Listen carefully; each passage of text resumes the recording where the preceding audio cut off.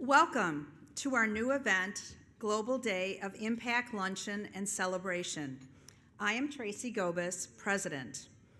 We are delighted to have so many of you join us in person, and a special greeting to those who are watching us virtually. Impact100 Greater Milwaukee is one of more than 60 chapters across the world and the United States. It all starts here, in our backyard. One woman, one chapter at a time. We are celebrating women in philanthropy and the impact we have given to Greater Milwaukee. We are thrilled to have given over $2 million in our first 6 years. So exciting.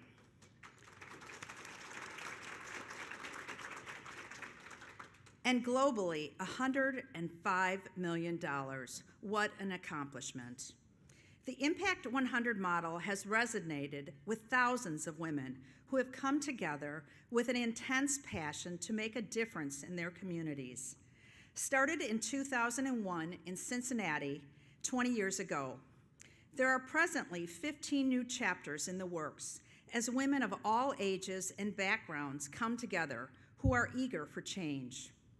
We are truly grateful for all of the dedicated and talented women of Impact100 Greater Milwaukee. It takes a village. You have helped us launch and continue this fabulous funding source in our community with transformational impact. We are celebrating all of you, the difference we are making, your enthusiasm, your wisdom, your time, and your generosity. They are so very much appreciated. Thank you. Special thanks to our Global Day of Impact sponsors, Mark Brayton, Inc. and Underwood Events, along with our in-kind contributions from 1111. Let's give them a round of applause. I would also like to recognize Allison Wolf and Carla Cummings from Impact100 Greater Milwaukee for putting together this fabulous event. Thank you. I am thrilled to introduce our keynote speaker, Susan Dreyfus. She is nationally recognized and has a wealth of experience. She has served as CEO of the Alliance for Stronger Families and Communities, Secretary for the Washington State Department of Social and Health Services, and as the first administrator of the Division of Family and Children's Services right here in our home state of Wisconsin. Susan has numerous awards as a nonprofit leader. She understands what it takes to create positive change, and she values philanthropy.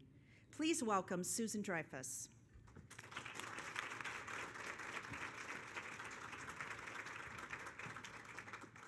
Thanks, Tracy. Thank you. Oh, this is so awesome for me. I have not given a live keynote since February of 2020. So just for a minute, isn't this awesome? I've been really excited about this, just to interact with real life human beings. I am so zoomed out on keynotes. I could just in fact, I told my husband, I said, I'm not doing them anymore. I don't like them. But this is wonderful to be with you all. I just can't thank you enough for this invitation. I have to tell you that I didn't know about this group. And I'm a Wisconsinite. I've lived here a long time. I guess it tells you you're a good kept secret and get that word out there. I had no idea. But getting to know the board, the women, getting to know the purpose, the one woman, the one vote, women in philanthropy. We need more women in leadership in general in this nation, especially in policy. But I was just so impressed that this exists right here in my own backyard, so I'm just delighted to be with you. One of the things that I am going to talk about with you today, and I just want you to hold in your thinking while I go through my talk with you, and I'm going to start my timer, is I want you to remember these words that you put down as your purpose as an organization. You use the terms that sustainability, you use the term transformation, and you use the term impact. Okay? Sustainability, transformation, and impact. I believe you have an amazing opportunity as an organization from a position of strength to reimagine what's possible. To reimagine through those 3 words what might be next for a great organization like this. I think that we all bear responsibilities, right? We're but stewards for a time. And I think you're sitting on an amazing opportunity, and I want to share with you today what I see as some incredible trend lines in our field, in our sector. I apologize, you will not hear me use the term nonprofit, because in Latin it means no progress.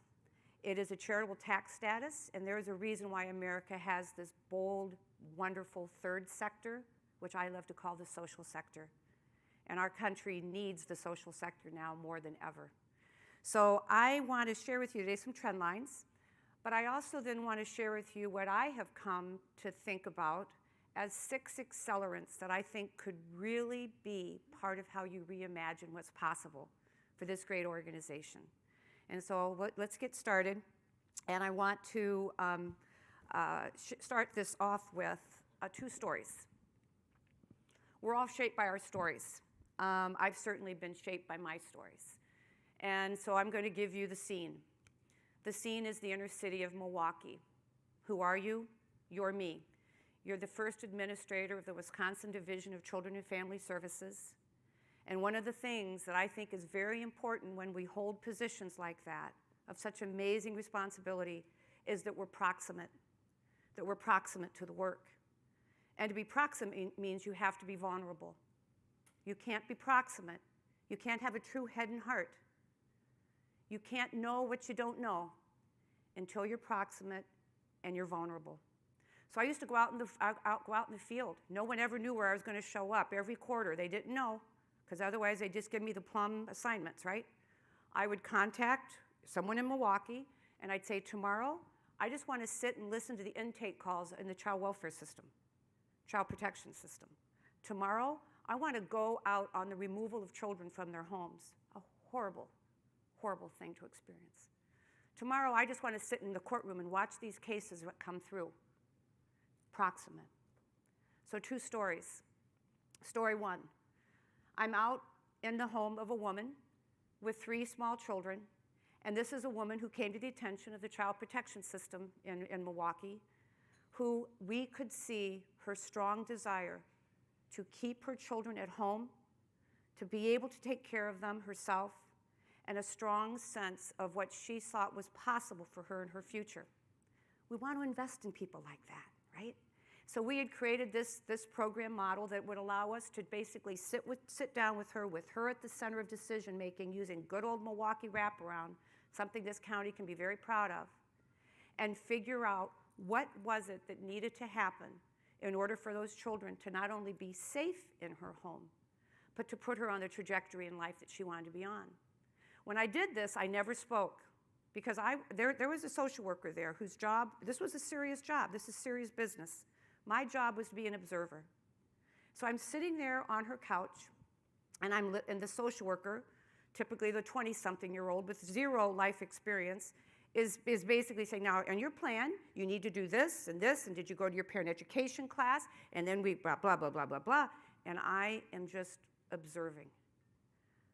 I see buckets strategically positioned all around her apartment. Why?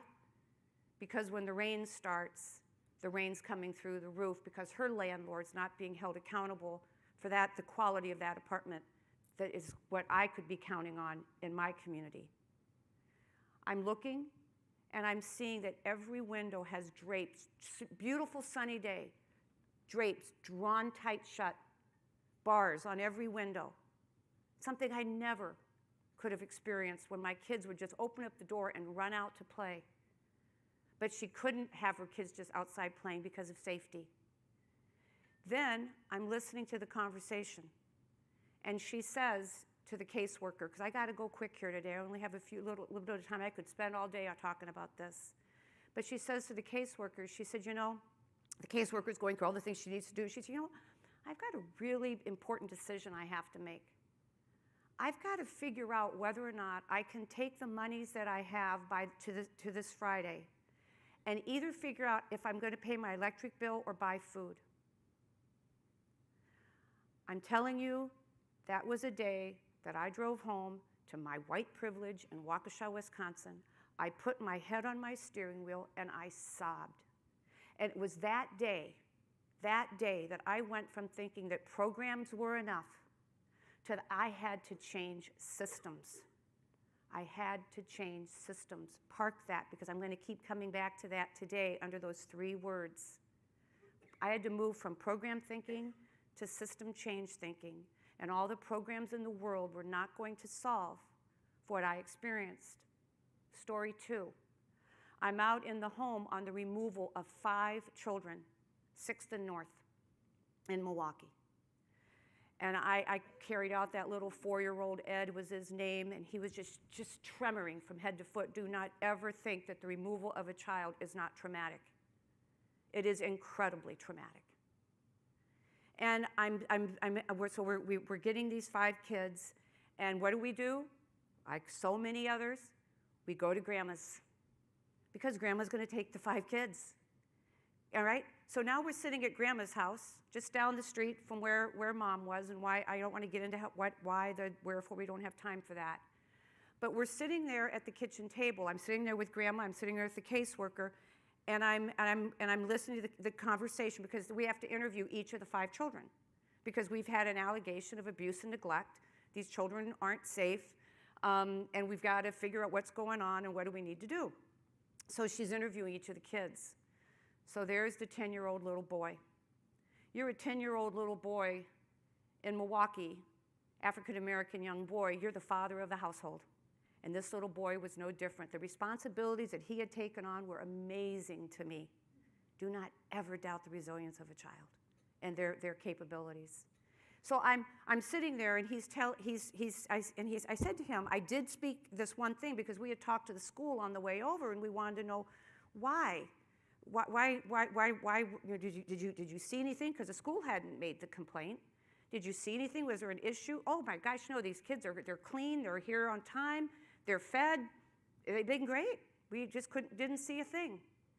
So I looked at him, I said, honey, how have you been getting your brothers and sisters off to school on time every day? Just then the little 8-year-old girl comes around the corner grinning from ear to ear, and the 2 of them are so proud. They did not have gas heat. The gas had been turned off.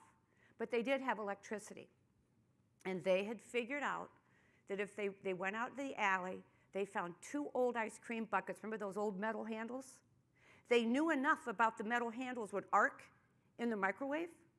They took those off, and they would fill up those buckets with water, heat them in the microwave to fill up the tub, fill up the sink, so that everyone had bath and were clean before they went off to school. Again, a longer story for another day, and I call that my Buckets of Hope story.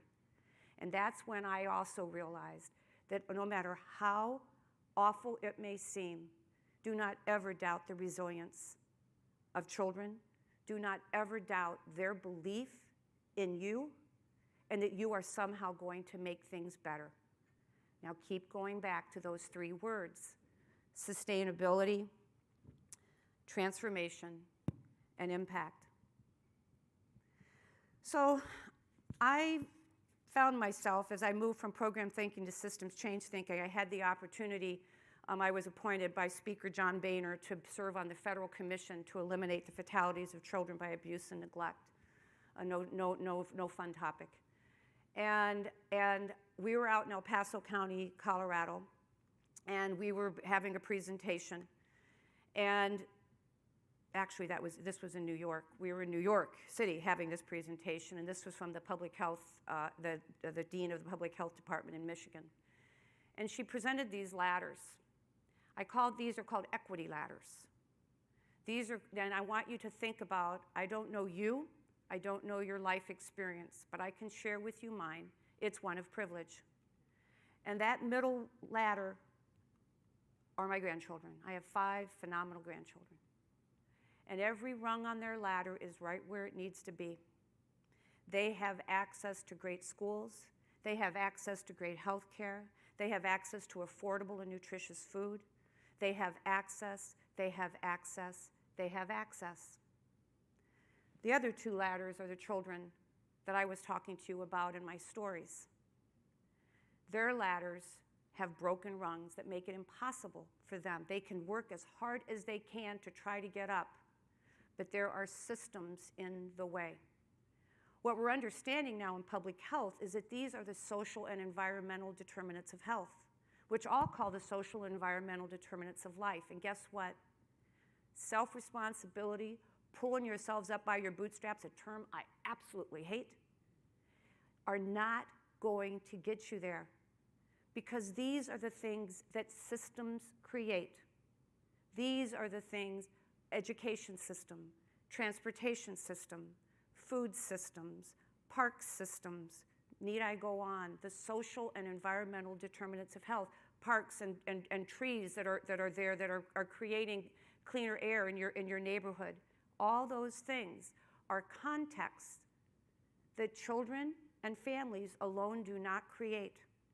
Programs do not solve, right? They are important, but they don't get to the kind of systemic change we need. Now I'm in El Paso County, Colorado, and with Dr. Gary Melton from the Kemp Center, and he looked at the federal commission. You know, you got that federal seal, you think you're such a much, and you're not such a much of nothing.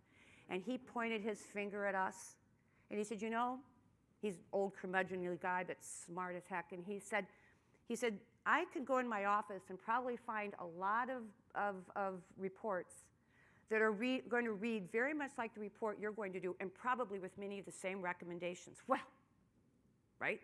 Did we want to hear that? And he said it's because you're going to do what this nation continues to do. You're going to continue to make the fundamental attribution error.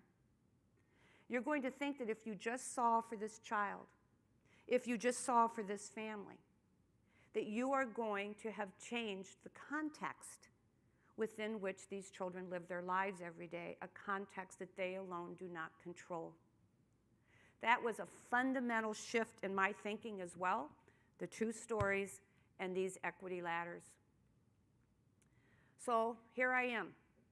I am 64 years old. I have had the opportunity to do some amazing things in my career. I'm in my second act. We don't retire, ladies. It's a second act. I am doing very limited part-time national consulting, coaching, strategic projects, but I'm very selective in who I work with because I want to know that they truly are adaptive leaning organizations that are trying to make a bigger difference in this world. And so it might surprise you, here I've run child welfare systems and done the work that I've done. Why am I the most hopeful I've ever been in my career? And why has the pandemic only intensified that hopefulness? What I want to share with you today are a few trend lines that I think give you a sense of why this is. And I'm going to start at the bottom. I'm going to do this very, very quickly because we don't have time, and I would be happy to spend more time with this group at a later date to talk about these things in more detail. But before the pandemic, part of the reason why I was the most hopeful I was in my career were these trend lines. And they were happening all across the country. I saw them happening in all 50 states, and they were happening at different levels, right, of different paces. But when you start seeing noise like that nationally, you know something's afoot, something's shifting, right? And there's a convergence of these forces that I think, again, make me the most hopeful I've been in my career. So the first of all is what's happening now in the field of human services. Now I'm going to talk about my life's work. In the field of human services, what's happening now with the power of technology, big data, data analytics, predictive analytics. Would it surprise you now that the University of Chicago has perfected a mental health assessment done on a laptop with better results, than the typical office assessment in 6 minutes. 6 minutes, right? Tennessee uses this across their entire juvenile justice system. Would it surprise you to know that with app technology, you now have the ability 7/24 to have live access to resources, to supports, to social cohesion between like people as part of a group? And that's happening now. the ability to now understand root causes and to know, instead of in child protection, my gosh, we'll have 8 different calls come into a hotline, but it doesn't quite meet the threshold yet, right? So we keep screening it out and screening it out and screening it out. But had we responded earlier with supports, we could have kept those other calls from happening and kept that from escalating. We now have the ability, through predictive modeling, to understand when these are the things that we're seeing. A warm, friendly knock on the door that says, hey, how are you doing? How do we help? Is just what someone needs at that time to keep something from escalating further. It's at a dizzying pace, but I am telling you, it is going to radically change human services in this nation, and it already is. The next one that I want to talk about is healthcare reform. I had the opportunity in Washington State, I had both Medicaid and all of human services, and Washington State is a bellwether state. I worked for a phenomenal governor, Governor Chris Gregoire. I love Governor Thompson too. Don't tell him I said this, but I loved him too, but Governor Chris Gregoire was quite special. And so we were a bellwether state in healthcare reform. I was saying back in 2012 that healthcare reform will be the biggest disruptive force in the human services field and in the social sector in this decade and into the next. And year by year by year, I find myself being proven right. And here's why. Every other industrialized country in the world with better health outcomes than we have in America, who spend less than we spend on health care, guess what? For every dollar they're spending on health care, they're spending $2 on human services. America, for every dollar we're spending on health care, we're spending about 50 cents. But what are we figuring out about your health and my health? 15 to 20% is about what's happening in your doctor's office. Beth, nurse practitioner, I had the opportunity to talk with before lunch. This is exactly what you know already from your daily walk as a nurse practitioner. But what we know, though, 10 to 15% is about what happens in your primary care office. The rest, back to that equity ladder, is context. The rest are the social and environmental determinants of health that I'm going to call the social and environmental determinants of life. And so our country is finally starting to wake up to understanding what really sits at the root cause, what really sits at the root causation of health. Your grant giving that you're doing in arts, culture, education, environment, revitalization, family, health, wellness, to me, it's all part of what creates health. And as our country is figuring this out, this is what's going to happen. If we get our act together, and it's starting to happen around the country, if we get our act together, look at Children's Wisconsin and their big merger with Children's Service Society of Wisconsin, bringing social services right inside that hospital and being one of the biggest providers of children's mental health now in the state. They know what they're doing. But let's play this trend line forward. If we get this right as a nation, we're not only going to bend a cost curve of healthcare, we are going to have a healthier population, but we're also going to have a more preventative healthcare delivery system. What does that mean to human services? We have been conditioned as a field and a sector to be living in the deep end. That's how our money flows. People want to fix a problem, and so we're always working in the deep end. This trend line is going to force our sector, bending that arc toward prevention. And I think that's something that I want to see it, but the disruption of it should not be underestimated, because that is just simply not how human services today in our country has been conditioned. Oh, I went backward, and I don't want to go backward. Sorry about that. The next one are neurosciences. If you ask me, Susan, you get to go back to state government and you get to do one thing. You get to do one thing. That's going to be hard for me, but you get to do one thing. The one thing I would do is I would hardwire in to every experience that people had with my agency, whether it was welfare to work, whether it was child welfare, whether it was juvenile justice, whether it was developmental disabilities, I don't care, you name it, right? I would be hardwiring in the development of what we now know to be the executive function skills, the work of Jack Shonkoff at the Harvard Center for the Developing Child, right? And what we know now through neurosciences is the brain is the most important organ in our body. And what we know is that experience has everything to do with the development of the human brain. Take my grandchildren. Every rung on that ladder is right where it needs to be, and their skill sets are just developing right on cue.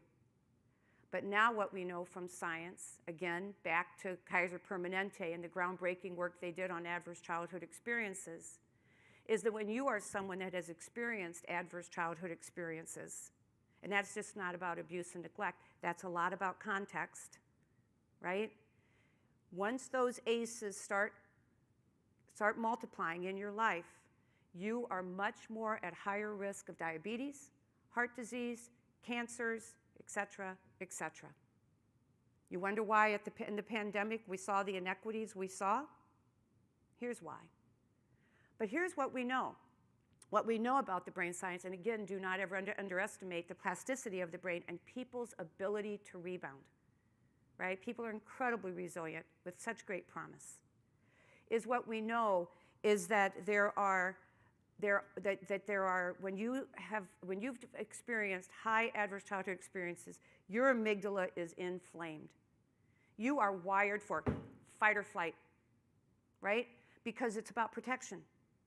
I've got to protect myself. I've got to protect myself emotionally, physically, whatever it might be. And so when you are dealing with adverse childhood experiences, what happens is the amygdala is inflamed and those prefrontal cortex skills, those executive function skills, get thwarted. Now, the only way you and I built those skills is through the normalized experience of them and the exercise of them over time. It's the only way. Any mom? 2-year-old, 3-year-old, 4-year-old, my grandkids, right?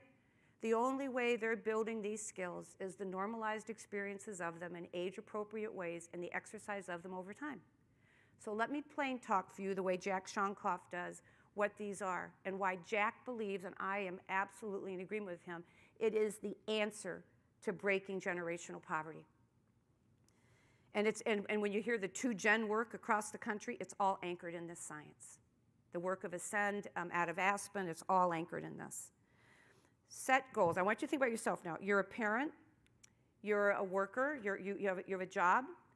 I want you to think about yourself as a student. And I want you to think about the importance of these skills. And remember, these are those prefrontal cortex skills that you only build through the exercise of them and the experience of them over time. The ability to set goals, make plans, follow rules, solve problems, control impulses, delay gratification. And my husband, as you know, just stepped down after 30 years on the circuit court bench in Waukesha County, and I always used to say to him, Lee, you can't court order these. You don't get to put them in the court order. The people have to have these skills, because the way these skills are developed is not because somebody case manages you to have them. When I look at your grant giving, when I look at Partners in Hope for formerly incarcerated men and women, I looked at your grants from the last 2 years, and I started to look for these threads. When I look at Operation Dream, teaching entrepreneurial skills and opportunity for young boys and young men to develop revenue-producing businesses. When I look at your grant with Teens Grow Greens, Lighthouse Youth Center, and I believe we have some of your grantees here in the audience. Can you raise your hand? Those of you that are grantees, awesome, awesome, awesome. Yay, yay, yay. When I look at those three, I love the work they're doing, but they're building these skills. They're building these skills. They're using the science, even if they don't realize that they are. That's an investment that will pay a return. Back to those words, sustainability, transformation, impact. That is changing. So the next one are integrated networks, disruptive partnerships. I think that goes for itself. But I will tell you, I think it's something we all have to be thinking about. Our field, our sector, we're seeing a lot more mergers. We're seeing a lot more deep partnerships because people are understanding that networks are the currency of the day. And the old African proverb is that if you want to go fast, you go alone. You want to go far, you go together. And in human services right now, in our nation, it is very important that our sector is doing more of this kind of work and disruptive partnerships and networks. But then there's the fifth one. And it was my own trail of tears that I cried. And I tell you, my staff at the Alliance, before I stepped down as CEO, saw me cry a few times when we were doing our work with the murder of George Floyd and having our own sessions as a staff to wrestle with it. And I remember getting just hit with how, in my whole career, I thought I was doing good. I was thinking I was reforming things. I was thinking we were having impact. I was thinking we were making such a big difference. But I realized, similar to what Brian Stevenson at the Equal Justice Initiative says, slavery in this nation did not go away. It evolved. And it evolved like molasses in our veins and in the veins of our systems. I take the responsibility that I was operating systems that are systemically racist systems. And the one I'll put up there at the top of my list is the child protection system. Now, I know that I'm being disruptive today. I intentionally want to be. Because I think if we will never stretch our thinking far enough if we don't get to the point of being uncomfortable. And I too had to cry my trail of tears, but here's what the pandemic did. It made me even more hopeful. Because all of a sudden, our interdependence on one another. The fact that I was as dependent on that lower wage, that grocery store clerk, to be in that grocery store at 6 a.m. when I got to go do my older adult shopping, right? Loved that. But they were there. The interdependence that we have on one another as neighbors. Let's not call people clients and consumers and no. They're our neighbors. We are all interdependent. We are all neighbors. But the other thing that it did is we saw the inequities of the pandemic. We saw why our neighbors of color, why our neighbors living in poverty were having much harder times with COVID and getting it at dizzying rates than so many others. And I'm giving you here a lens as to why that is. It's in the roots of inequity. So I spent some time, and I've enjoyed getting to know your group and learning about you. And I spent some time and I thought, okay, what could I give them at a time when you could sit here today and just celebrate? And you should. What you're doing, what you've achieved is awesome. But I think this is your moment. I think this is all of our moments as a country. And we've got to get it right. And as women leaders, I think we're bold. And I think we're willing to do things that are daring. So I came up with these 6 accelerants. And some of these things you guys have down cold, but just ask yourself, is there more through this lens of what makes things sustainable, what gives them transformation, but what gives them impact? All right? So the first one I thought about was this notion of begin with the end in mind. When I've been doing my work, it has been people that are crystal clear on what they're trying to achieve. They know exactly what it is they're trying to achieve, and they are focused like this through a lens of values. You have beautiful values as an organization. Through a lens of values on that achievement, and they can't get distracted because they know what it is, the difference they're trying to make. That's number one. Crystal clear clarity on beginning with the end in mind. The second is follow the data and the science. When I was looking at your grants, I gotta tell you, just because I've been in this work a long time, I was seeing threads across your grant giving of incredible knowledge, data, knowledge of what you're learning. How do you start harnessing that? Not the grants one by one, they're wonderful. But how do you start harnessing the lessons that are being learned across them, thread those, and see what more needs to happen and what might be next? The other one is always bending the arc toward prevention. I'm not saying that we don't need our deep end programs. Please, don't get me wrong, we always will. But is there a way that as we do our work to help more children and families and communities in the greater Milwaukee area to prosper, How can we use our information to understand the why question, to understand what could have bent that arc a little bit more to prevention? And is there a way that your grant giving keeps trying to bend that arc toward prevention? I'm not saying that we don't need to have coat drives and food and we need the services in the deep end. But I'm back to those questions of sustainability, transformation, and impact. And I think there are ways that you can be thinking about the work you're doing, and are we learning how we can keep bending that arc toward prevention? The other one is being proximate, and you're doing some awesome work in this regard. You're beyond the headline series that you have, where you're staying close to your grantees and close to the neighbors that they engage and support is wonderful. The upcoming session you're going to have on race equity in our country and racism, I think is awesome, and it shows how you're willing to be vulnerable and to be proximate. That kind of thing is important. I would ask you just one more thing, and that was to go deeper into the use of human-centered design theory. I think for you to be thinking about being proximate, you want to know that the very people that you're talking about trying to impact their lives are at the center of your knowledge and at the center of your decision making. And I think the human-centered design theory is just the next wave of some of the great philanthropies in our nation. The next one is to unleash the power of the social sector.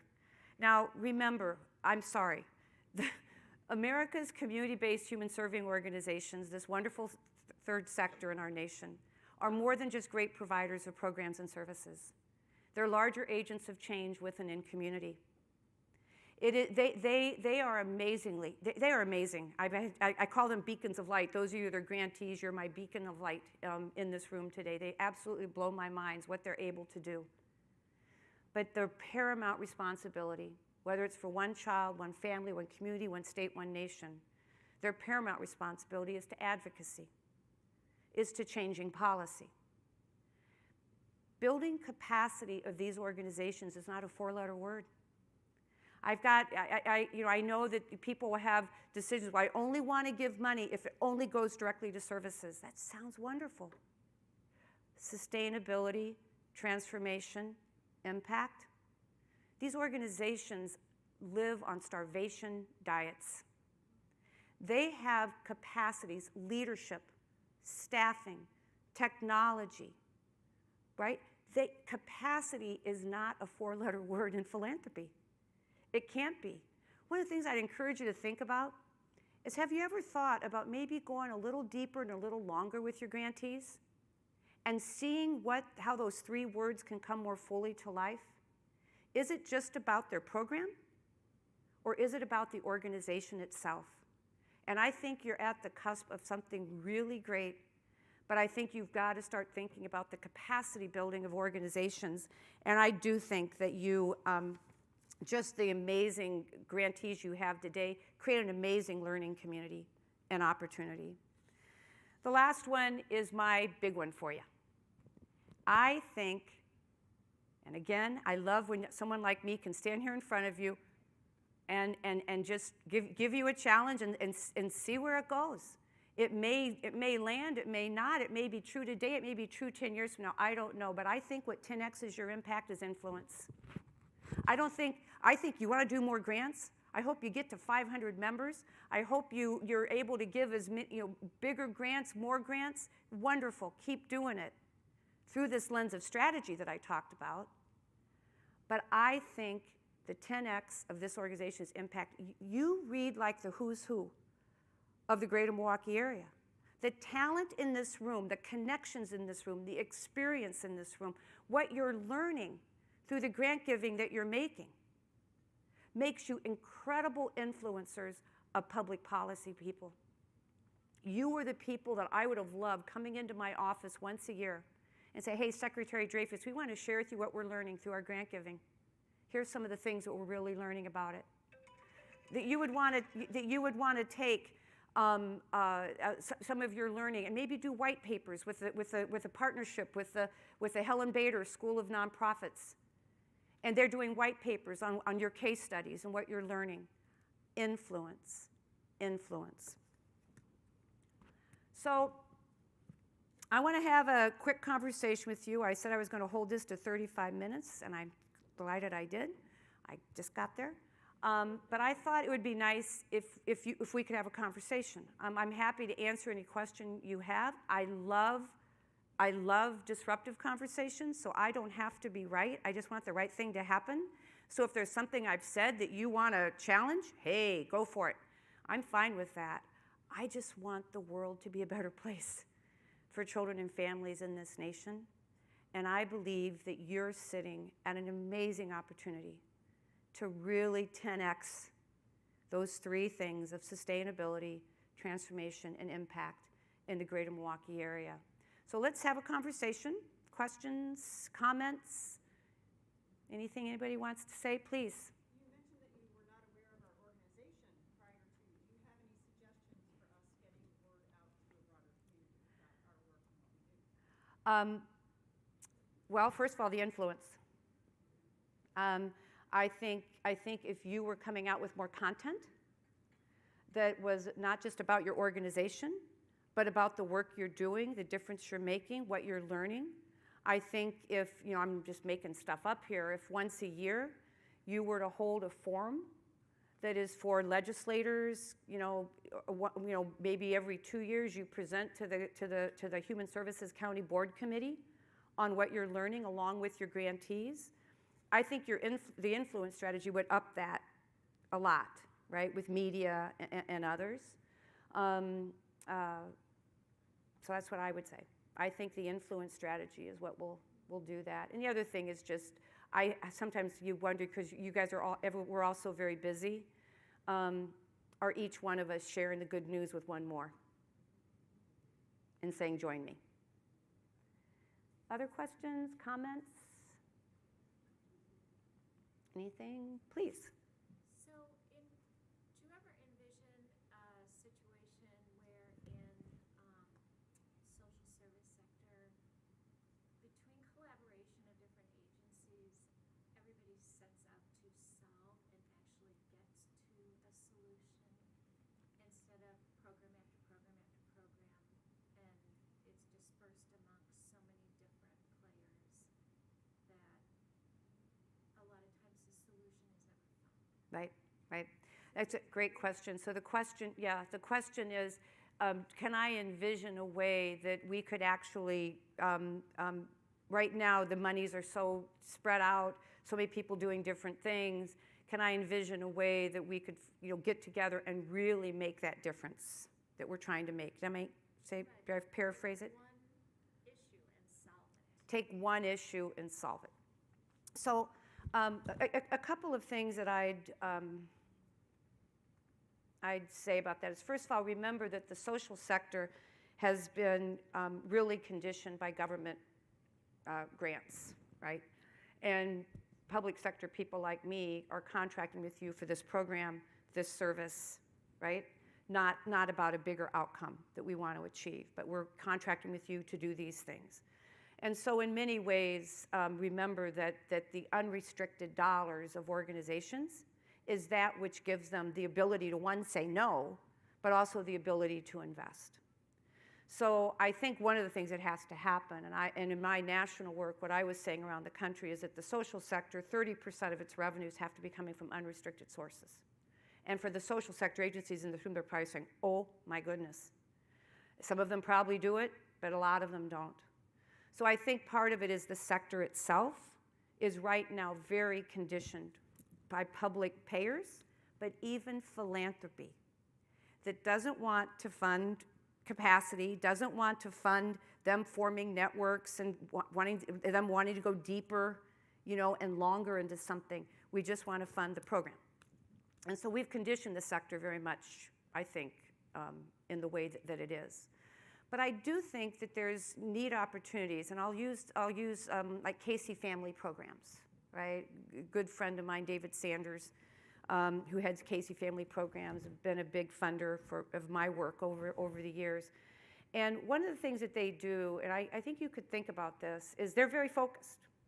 They're very focused. This is what they want to achieve, right? Those three words, that we keep talking about, that you guys have. This is what they want to achieve. So again, we're not doing this, we're not doing this, we're not doing this. We're doing this. But then what they do is they create a national learning community around that, right? So now you're part of a larger network. Again, networks, partnerships, currency of the day. And I'm seeing philanthropies doing more of that. Robert Wood Johnson is very good about that, good at that. Creating a sense of a learning community, a network, a sense of people all being focused on the same thing together.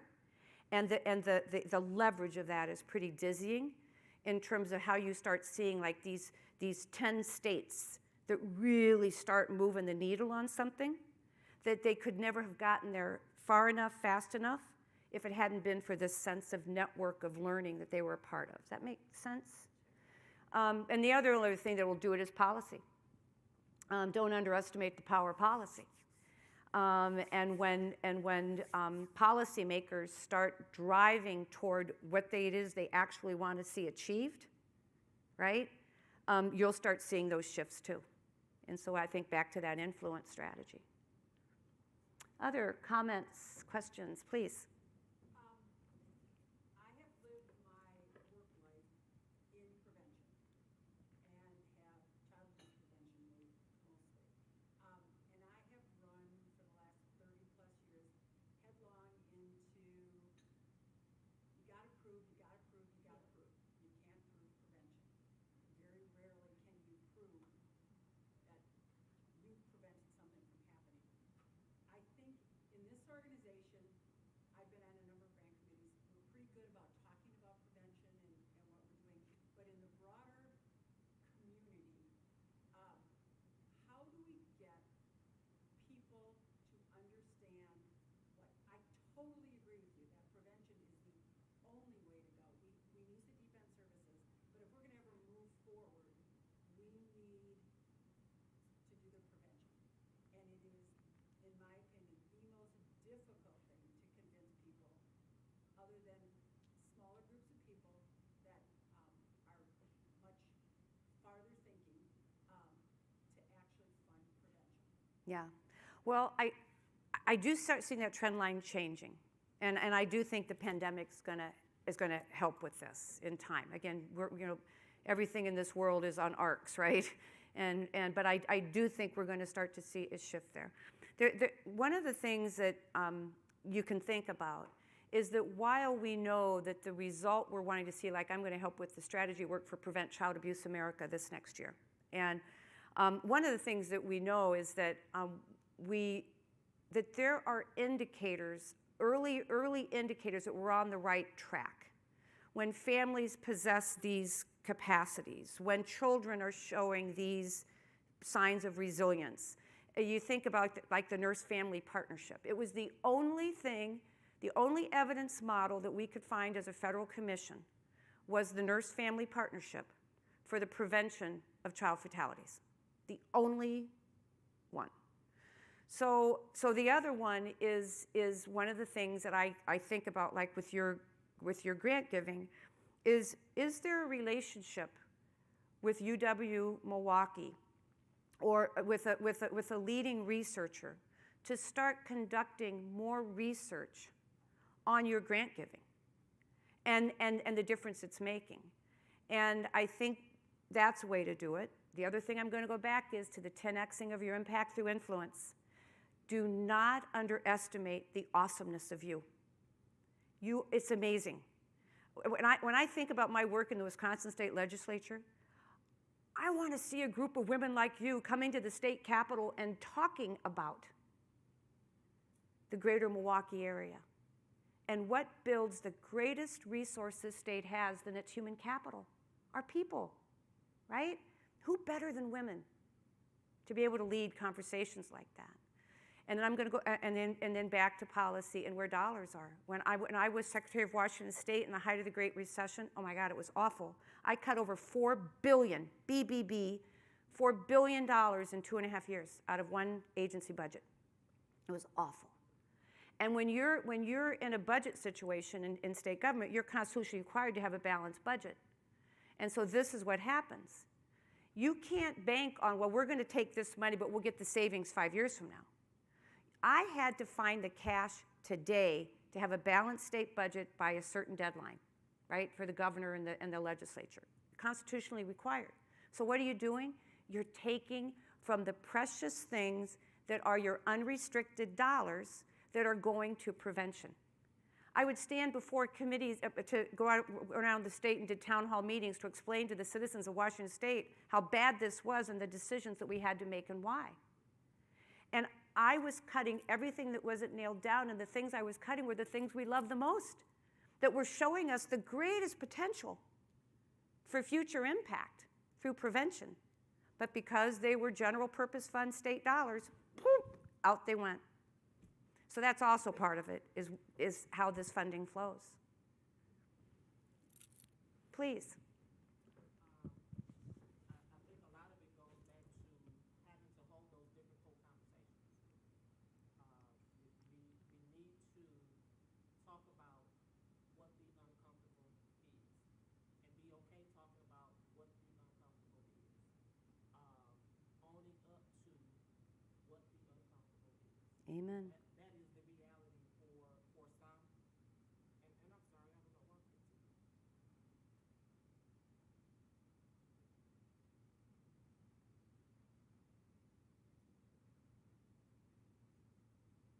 A lot of the funding that comes in and goes toward programming is just actually that funding that comes in and goes toward a certain program. Right. But it's not necessarily looking at the impact and the sustainability, because if you don't start with the people that you are saying you're trying to help and building your capacity there, there's no way to sustain it. Right. Because you haven't taught us, you haven't brought us along with the process. You just did a thing.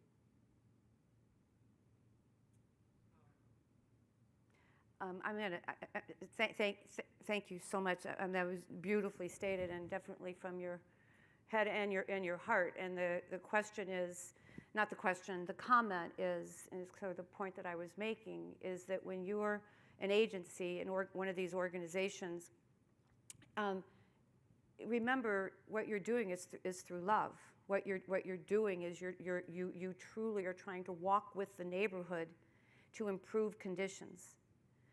Funding tends to condition them into program thinking. Funding tends to condition them to thinking that it's just about this program and just this service and keeping it going, but there's not an understanding of all that needs to be happening around that for it not just to have a great result and a great check-giving ceremony and a great, it's about the capacities these organizations need long-term for success. One of the things I'll just put out there for you, because again, my job was to be disruptive, and I think I am, is to ask my husband that, and could you see a day when you would pick your grantees, not just year by year by year, but might you go a little deeper and a little longer? And in a way that's building evidence. Could you imagine, with the skill set in this room, and I'll be a volunteer, to help build the capacities of these organizations by creating a sense of a learning community around them, as a sense of network? So I think, in a very beautiful way, it's exactly what I'm trying to say, and you just said it from your head and your heart and from your experience when you walk into the store and when you walk out of the store, is that's what needs to happen with how we think about our philanthropy, how me as a government person thought about our dollars, what we did with them. Any other questions, comments, please? So it's kind of a simplistic question. It's okay. But is there any one thing, really one kind of thing at the bottom or the heart of everything that, if that could be addressed, would have this snowball effect to create transformational change in struggling communities? I'm, of course, thinking more of the inner city of Milwaukee, but there's many struggling communities in the state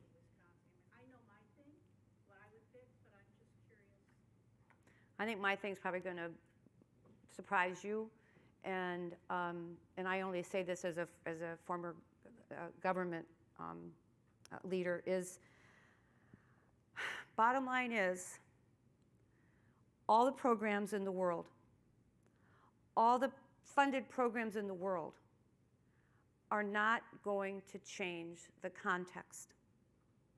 Back to the ladders. And if you want to think about the one thing, it's understanding that we've got to figure out as a country how we start, and I love the fact that the pandemic, well, again, why I'm hopeful, why the pandemic has started to get people talking about systems. You know, I'm listening to public radio, I'm listening to 60 Minutes, I'm listening, and people are starting to have conversations about systems, transportation systems, food systems, etc. Is the only thing I can think about that's really going to be that thing is if we understand through the program work we're doing the larger systemic things underneath it and 10xing our influence, especially as women, to say enough's enough. It's got to change. Because you can give me all the programs in the world, but if I live in a food desert, if I've got a transportation system, it means I got to take 9 buses to get my kids off to different childcares. I got to get back by 6 p.m. or I'm going to get docked. And blah, blah, blah, blah, blah. Everything is hard. And when Jack Shonkoff, I remember when Jack was out in Washington State from the Harvard Center for the Developing Child, we were the first frontier of innovation state in the country for the Harvard Center. And it was with how we were aligning this neuroscience I was talking about into our systems, not just more programs, but into our systems. And I said, Jack, if I could just do one thing, what would it be? And we were talking about child and family well-being, right? And to get to your point, to put the systems over here, what he looked at me as he went like this. He said, Susan, you got to decrease stress. Think about when stress becomes toxic and what we now know that it does to our immune systems, to our physical health, to our mental health. Everything is hard. Think of the woman, my story of the woman, right? You got to decrease stress and you've got to increase serve and return between parent and child. And you can't get there. You can't do this one or this one. They're interdependent on each other. You got to decrease stress in these households and increase serve and return between parent and child. He was talking about the first 1,000 days of life of children, which was the context and within which we were talking. So I wish I had the crystal ball for you, but all I know is all I'm talking about now around the country is I believe that we've got to keep these programs going. They're important, they make a difference, but we've got to start studying them more to understand the kinds of systemic things that they're calling us to understand at the root causes of why that program, that service is so critically important. But I want to ask you, what was your idea? I think for me it's Promoting fathers? Well, that's kind of the same idea, right? fathers in the lives of their children. Yeah. Fathers were in the lives of their children, physically present. Not 5 fathers, not 2 fathers, one father in the home, contributing to the income, contributing to the management of the family. To me, that could make a huge difference. So fatherhood. Well, I'll tell you, that's a drumbeat across the country. I'm going to fly out to Los Angeles on Sunday. I'm working with an organization out there, and fatherhood is a huge part of the work that they do. And I was going to say, mothers have too much stress. Mothers need someone to help them with stress. Yeah. That's for me. That's my Well, idea. I can't disagree with you on that. Anyone else? How about nutrition? Don't you think that's from the bottom? Yep. But here's the deal. That woman that I was talking about in my story, I got to go back to Waukesha and go to the Metro Market or wherever I was shopping, and I was going to pay $1.79 for a gallon of milk, probably back in those days, not now. She's going to go to the corner mart because it's the only thing close to her, probably milk that's close to date, and she's probably going to pay $3 to $4 a gallon for that same gallon of milk. So there's an agency that in Scranton, Pennsylvania, I'll give this as an example of how you mine data. So they have a contract with Geisinger Health. They do all of the discharge planning for people coming out of the hospital or frequent flyers into the emergency room, typically people living with severe persistent mental illness in the community. And they help to keep them from readmitting back to hospital and get them to not be these frequent flyers back to the ER by getting them transitioned into housing and support services. Again, bend that arc toward prevention, right? And when I say bend the arc toward prevention, I'm not just talking primary prevention. I am talking primary prevention. There's all kinds of ways that you are just moving things a little further upstream, right? So please, when I say prevention, don't just think I'm only talking about primary prevention. But what they do in mining their data is they start looking at root causes of what was causing the readmitting or the frequent flyer in the ER. So as an example, this is the example they give about food. They identified that there was a growing number of people that the issue, one of the issues, was food access. They start studying the community and they realize that in this geographic area, there's a food desert. People are being preyed upon by the corner market, overcharging for food, not quality, not nutritious, right? And so what did they do? Influence. They don't build grocery stores. That's not their job, right? They went to the city hall, they went to the local food businesses, and they said, we've got a problem. Houston, we've got a problem. And they said, we need to solve for this. And together they did. But their data gave the community a lens to where there was a need. In the United Kingdom, they tracked 37 or 39, I can't remember now, 37 or 39, doesn't matter, data elements that read just like the social and environmental determinants of health. They track them not by zip code, not by county or city specific. They look at them through neighborhoods. I'd love to work in a government like this.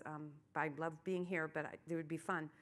They track those, and then they make policy decisions on how they're going to invest government dollars to where the need is. What we do in America is we do funding formulas, don't get me wrong, but we kind of put a lawnmower across. What they're doing is they're saying, no, here we need to invest in more of a transportation system. Here we've got to put more resources into parks and recreation. Here we've got to be putting, see what I'm saying? And that's the other thing I'd say, but I do think, back to your grant giving, I do think you've got more knowledge sitting underneath what you're learning than just the difference that a program is making. And I still say there's a power in that. I'm not quite sure what to do with it, but there's a power there. Anybody else? One more, and then I'm going to close. I actually have more of a comment. My name's Amber, and I'm actually from ACAP, which is where we're from. It's the Adaptive Community Approach Program. Yes. And let me tell you, if it hadn't been for people like you funding your program, we probably would not be around. Aw, she said she wouldn't be around. They wouldn't be around ACAP if it hadn't been for your giving.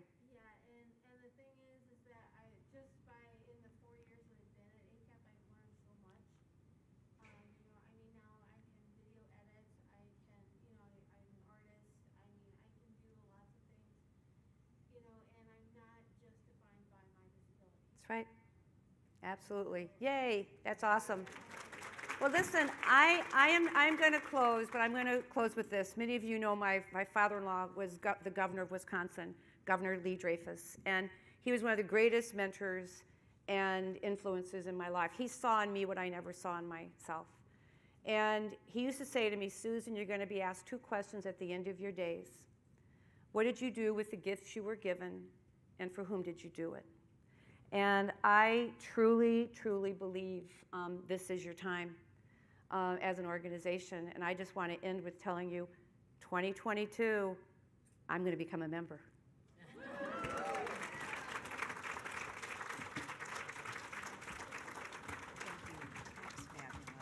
My fun. Okay, off I go.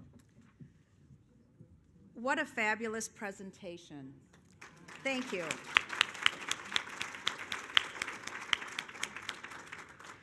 We look to continue grow, and celebrate the impact women can make through informed collective giving in our community. We would love to see you at our Helping Hands event at the Wisconsin Club downtown, December 2nd. Look for your invite coming soon. Impact 100 is a place of hope and possibility. We are passionate and committed. We want to make a difference. Join us. Renew. Invite a friend or colleague. Together, one woman, one gift, one vote. The more members we have, the more we can continue to build a better, greater Milwaukee community. We know we are stronger together. Thanks for attending and have a great day.